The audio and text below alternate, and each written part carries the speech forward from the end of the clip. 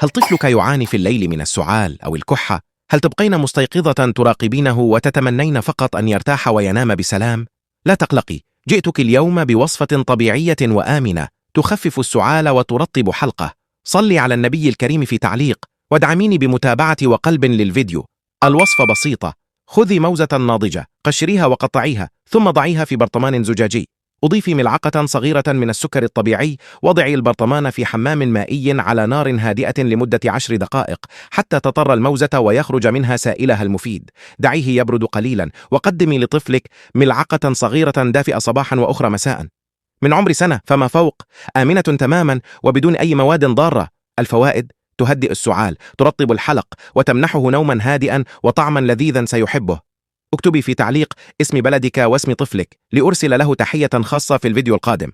ولا تنسي، شاركي الوصفة مع كل أم تبحث عن الراحة لطفلها.